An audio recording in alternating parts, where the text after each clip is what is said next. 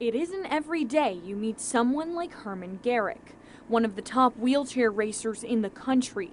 And there's a lot more to his story than you might think. Tell me, a little bit about how you came to be in a wheelchair.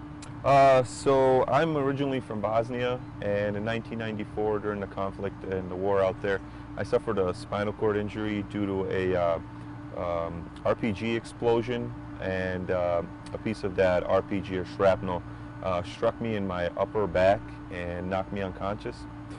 From there, I was taken to an ambulance, carried basically, and the ambulance on its way to the hospital, driving kind of fast and erratically because it had to take back roads and narrow roads and stuff, ends up crashing due to hitting a bump, and the crash is what breaks and severs my spinal cord.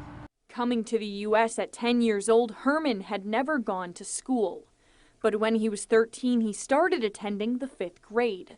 While school was a struggle for him, he found an outlet, wheelchair basketball, which led him to his racing career today. Well, his eyes opened up. You could see the light bulb go off in terms of his ability to communicate more openly and effectively. He wasn't as timid. He became more vocal, both on the court and off the court.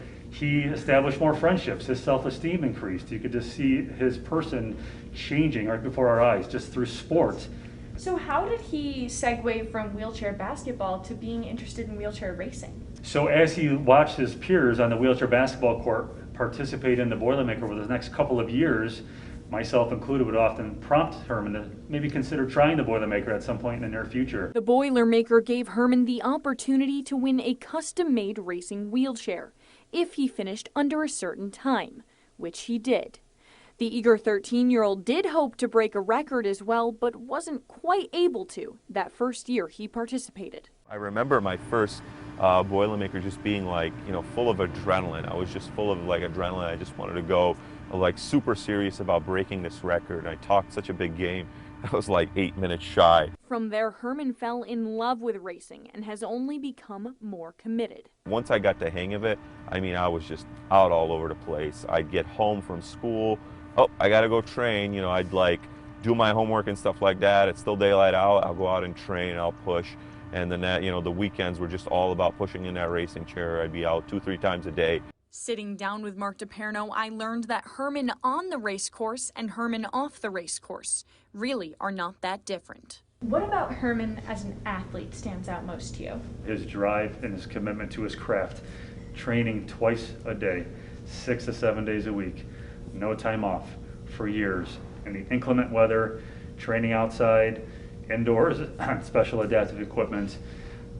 Not many athletes do that. So that's Hermin as an athlete, but what about Hermin as just a person, a normal guy, stands out to you most? His attitude, positive, motivated, friendly, excellent communicator, a teacher, willing to help.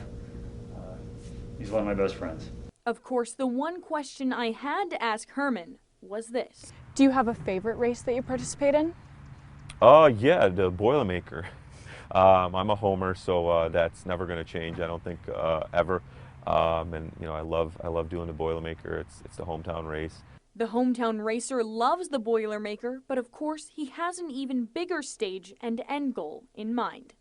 Do you have any big dream that, is just at the end of that tunnel with this whole racing career?